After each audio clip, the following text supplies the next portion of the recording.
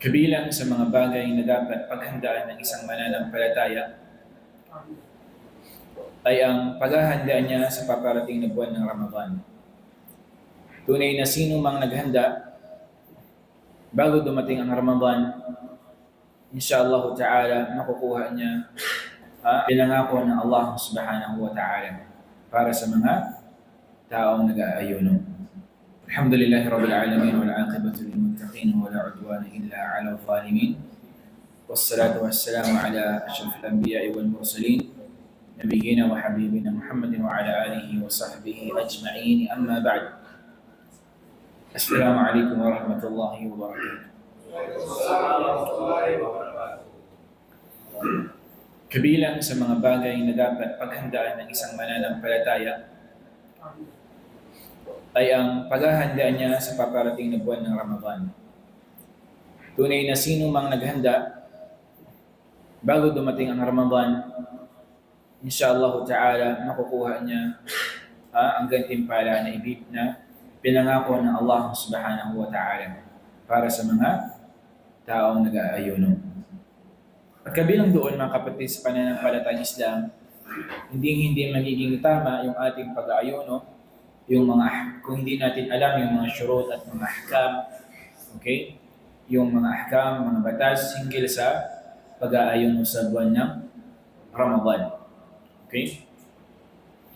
Kumbaga, kung pupunta tayo sa isang lugar, di ba? Kailangan tayo ay handa. Di ba? May dala kang gamit mo, lahat-lahat. So ito, paparating ng Ramadan, ito ay isang bisita natin na dapat insyaAllah ta'ala ma-entertain natin at mabigay natin yung kanyang karapatan, hak. Di ba? Kung tayo nga may bisita, kamag-anak natin, hindi ba't nahihiya tayo minsan kung hindi natin sila maasikaso? Okay? Itong Ramadan, insyaAllah ta'ala, Allahumma balik na Ramadan, Allahumma amin. Kulu amin. Sabi kayo ng amin. Okay? So, dalangin natin sa Allah, di ba? Na ipaabot pa tayo insyaAllah sa buwan ng Ramadan. Malapit na. Okay? Sa March, insyaAllah. Ngayon, insyaAllah, yung insyaAllah, mga natitirang mga araw, mga linggo, ay nais nating talakayin, insyaAllah, ang Saum. Kaya, pag-aayuno. Okay? Una-una, syempre, dito muna tayo sa definition ng fasting, insyaAllah. Okay? So, ang Saum, lugatan, ang kanyang literal na meaning, al-imsak. Big sabihin ng imsak ay pagpipigil. Okay? So istilahan ang kanyang o kaya syar'an ang kanyang pang-Islamikong kahulugan at-ta'abbudu lillahi subhanahu wa ta'ala bil imsaki 'anil akli wash-shurb wa sa'iril muftirat min tulu'il fajri ila ghurubi syams. Okay? So ang kanyang Islamikong kahulugan at-ta'abbud lillah. Ito sabi niya ay pagsamba sa Allah subhanahu wa ta'ala. Ibig sabihin, ang pag-aayuno ay gawaing pagsamba sa Allah subhanahu wa ta'ala bil imsaki anil akli wa syurb. Sa pamamagitan, sabi niya, ng pagpigil mula sa pagkain at pag-inom.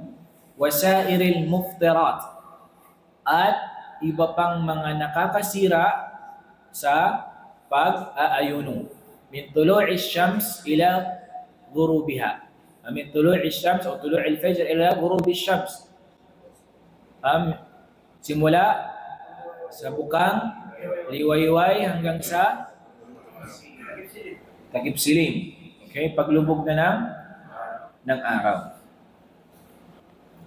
Ang pag-aayuno, nahati siya sa dalawa. Okay? Islamically, nahati siya sa dalawa. Unang-una, as-sawmul wajib, ang obligadong fasting. Okay? As-sawm al-mustahab, yung kaaya-aya o kaya sawm at-tatawwu', yung voluntary na fasting. Yung isa obligado, yung isa voluntaryo lang. Okay? So yung wajib, dalawa siya. Okay? Wajibun bi asli syar' ay bighairi sababin min al-mukallaf. So kabilang doon yung pag-ayuno sa buwan ng Ramadan. Okay? Dito sinabi ni Ibn Abdul Barr, wa ajma'a al-ulama'u ala an la farda fi as-sawmi ghayra shahri Ramadan. Nagkaisa sabi niya ang mga ulama, okay, mga scholar ng Islam, ala an la farda fi as-sawm ghayra shahri. Walang obligadong pag-aayuno, sabi niya, maliban sa pag-aayuno ng sa buwan ng Ramadan. At dito sinabi ni Imam Nawawi rahimahullahu ta'ala, la yajibu sawmun ghayra Ramadana bi asli syar'i bil ijma'. So sabi niya, wala sabi niyang obligado na pag-aayuno maliban sa buwan ng Ramadan. At yung pangalawang uri, as-sawm al-mustahab o tinatawag na tatawwu', ibig sabihin nun ay voluntary lang, nahati rin siya sa dalawa. Tinatawag na sawm at-tatawwu' al-mutlaq o kaya sawm at-tatawwu' al-muqayyad. Ibig sabihin ng mutlaq, unang-una yung isa sa mga halimbawa niya, ghayra muqayyad bi zamanin muayyan. Hindi nagbigay ang Islam o naglagay ng Islam ng waqt, okay? Oras, panahon ng pag-aayon na yon. Ibig sabihin nun, ja'a fi an-nusus ghayra muqayyadin bi zamanin muayyan. Okay. Pangalawa, al-muqayyad. Okay? Wa huwa ma ja'a fi an-nusus muqayyadan bi zamanin muayyan. Yung una, hindi nagbigay ng specific na araw. Okay. Yung pangalawa, ja'a an-nusus muqayyadan bi zamanin muayyan. So naglagay ang merong nusus, mga hadith, okay? O kaya batas na nagsasabi na ganitong araw dapat mag-ayuno. Pero ito ay sunnah. Anong mga halimbawa nun? Katulad ng 6 days sa buwan ng Shawwal. Wa yawm al-ithnain wal khamis. Lunes at Huwebes. Wa yawm Arafah. Yawm Arafah, pang ilang day yon sa Arafah? Sa buwan ng Dhul-Hijjah. Ka-9th day. Kasi ang 10 yun ng Eid al-Adha. Okay? Wa yawm yung Ashura. Ang Ashura, anong buwan ito? Muharram, ahsan. Ilang day? 10. Ashura, ika-10th day. Okay?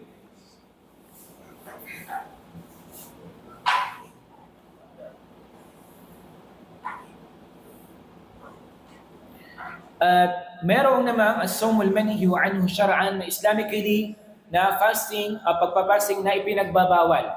Okay? Una-una, dalawa siya. Suwarun muharram o suwarun makruh. Una-una, na uri niya na pinagbabawal sa Islamically, pinagbabawal sa unang-una, haram. Pangalawa ay makruh. Anong araw yon na hindi pwede mag-fasting? Al-Eidain.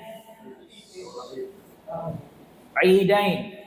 Eid al-Fitr at Eid Adha. Tinatawag nilang Hari Raya Puasa at Hari Raya Haji. Okay? Siguro narinig nyo rin yung term na iyon. Yun ay haram na mag-ayuno doon. Okay? Sa araw na iyon. Pangalawa, yung makruh. Katulad ng makruh ay yung pagpa-fasting ng nag-hajj sa araw ng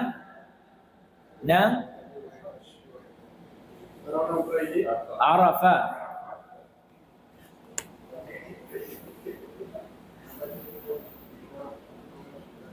Okay? Nakuha po ninyo? Yung una, haram, yung dalawang Eid, di tayo pwede mag-fasting doon. At yung makro, yung Yawm Arafah, sa araw ng Arafah, ika-9th day sa buwan ng Dhul-Hijjah, bawal sa mga nag-hajj. Ibig sabihin nag-hajj, yung pumunta doon sa Makkah para magsagawa ng dakilang ibada. Pero sa mga hindi nag-hajj, anong hukom noon sa kanila? Sunnah. Okay? Sunnah sa kanila na mag-fasting. Tayyib?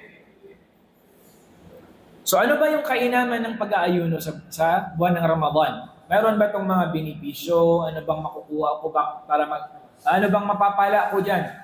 Kasi tayo, di ba, sa lahat ng bagay, sa lahat ng gagawin, nagtatanong tayo agad, ano bang makukuha ko dyan? Di ba? So, in that way, mas madadagdagan yung shauq natin, yung parang excitement natin sa pagsasagawa ng fasting. Ganon din sa trabaho, kung natanggap sa trabaho mo, na alam mo kung ilan yung magiging sweldo mo, benepisyo mo, yung dormitory mo, di ba, 5-star hotel, di ba? Talagang, sa Allah, sige, haliwali, mag-ano na ako, mag-apply na agad. Ganon din dito sa pag alam natin kung ano yung makukuha natin, gantimpala, yun yung parang magpupush sa atin, magtutulak sa atin para magpursige tayo sa pag-aayuno. Bakit yung iba, namutasahin yung iba pabaya pagdating sa pag-aayuno? Yung iba hindi pinapahalagahan. Pagkain, bago mag-fajr, matulog hanggang alas 5. Anong nakuha mo? Hindi ka nagbasa ng Quran. Hindi ka nagtulong magpakain sa mga nag-aayuno. Yun lang yung nakuha mo, yung ajab na yun, ng pag-fasting. Pero sa ibang bagay, wala kang nakuha. Kasi ang ginawa mo, tulog ka lang. No. Okay. Unang-una, na kainaman ng pag-aayuno sa buwan ng Ramadan at sa iba pang buwan, okay? أن الله تبارك وتعالى أضافه إلى نفسه الصوم لي وأنا أجزي به. Ito ay kinonekta ng Allah subhanahu wa ta'ala sa kanyang sarili. Okay? Sinabi niya, as-sawmu li. Ang pag-aayuno, sabi niya, ay sa akin. Wa ana ajzi bihi. At ako, sabi niya, ang maggagantimpala para sa kanya. Okay? Bakit? Bakit ang Allah subhanahu wa ta'ala pagdating sa pag-aayuno, hindi niya sinabi kung ano yung magiging gantimpala. Although alam natin na dyan na insyaAllah, di ba? Pero mayroon pa kasing ibang mga gantimpalang ibibigay sa iyo ang Allah subhanahu wa ta'ala, pero hindi niya binanggit. Bakit? Anong reason? Para nang sa gayon, tayo magpursige tayo. Di ba?